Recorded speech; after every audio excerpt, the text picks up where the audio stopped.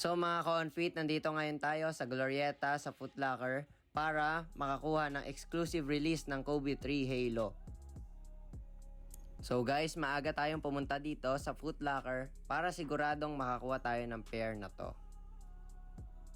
So guys, kung bibili pala kayo nito, make sure na alam nyo talaga yung size ninyo dahil alam naman natin na hindi siya pwedeng sukatin, na hindi nyo siya nababayaran.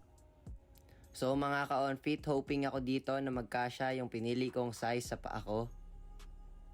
Kasi mga ka-on-fit, sayang naman kung binayaran natin tas hindi siya kasya. Pero kumasya nga siya. So kawawa na naman yung bulsa ng aking nanay.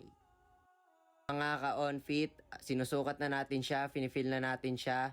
At sa unang tingin, akala ko napakabigat niya. Pero nung sinukat ko siya, napakagaan niya lang talaga.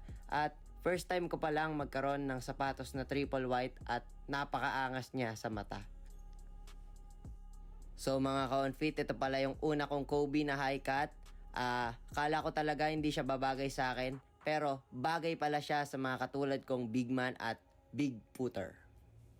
So ayan guys, sinukat ko yung parehas na shoes para alam ko talaga na komportable siya sa akin.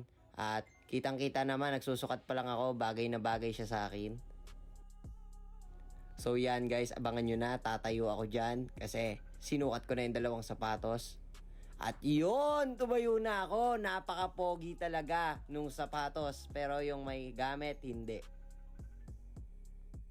So hanggang dito na lang mga ka-on-fit, masasabi ko na worth it yung sapatos na nabili natin ngayon. Maraming salamat!